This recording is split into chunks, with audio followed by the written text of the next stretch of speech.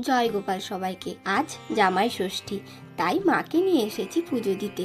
এই হলো আমাদের এখানকার মা মনসার মন্দির। আচ্ছা বলো তো, জামাই ষষ্ঠী কেন পালন হয়? আজ দিদার কাছ থেকে শুনলাম একটা দারুণ গল্প, তোমাদেরও শোনাবো। পৌরাণিক কাহিনী অনুযায়ী এক গৃহবধূ প্রতিদিন লুকিয়ে লুকিয়ে শ্বশুরবাড়ির সব ভালো ভালো খাবার খেয়ে ফেলতেন।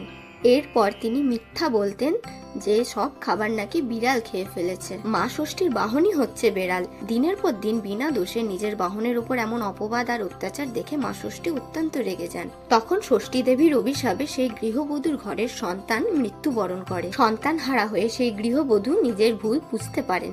তখন তিনি ভক্তি ভরে মা ষষ্ঠীর পূজা করেন। তার আরাধনায় সন্তুষ্ট হয়ে মা ষষ্ঠী তাকে আশীর্বাদ করেন এবং তার মৃত সন্তানদের প্রাণ ফিরিয়ে দেন। এই ঘটনার সমস্ত বিবরণ যখন তার শাশুড়ির কানে পৌঁছায়, তখন তার শাশুড়ি রেগে গিয়ে বৌমার বাপের বাড়ি যাওয়া নিষেধ করে দেন। মেয়েকে অনেকদিন দেখতে না পেয়ে পরবর্তীকালে জ্যৈষ্ঠ মাসের শুক্লা ষষ্ঠীতে সেই গৃহবধূর মা ও বাবা জামাইকে নিমন্ত্রণ করেন। সেই দিন থেকেই জামাই ষষ্ঠী উৎসবটি ধুমধামের সঙ্গে পালিত হয়ে আসছে। এই দিনে মেয়ে জামাইকে বাড়িতে এনে নানা রকম সুস্বাদু খাবার খাইয়ে তাদের মঙ্গল কামনা করে পুজো দেওয়া হয়। চলে এলাম আবার আজকের ভ্লগে।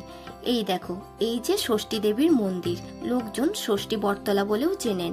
আজ ষষ্ঠী পুজো বলে কথা, মা শাশুড়িরা তাদের জামাই এবং সন্তানদের জন্য পুজো দিতে এসেছেন। মন্দিরটা মেন রাস্তার ধারে, জায়গাটা ছোট তাই ভিড়টাও খুব হয়েছে। এই বট গাছে হলুদ সুতো বাঁধা হয় সন্তানদের নাম করে, আবার অন্যদের বাঁধা সুতো খুলে নিজের সন্তানদের হাতে পরানো হয়।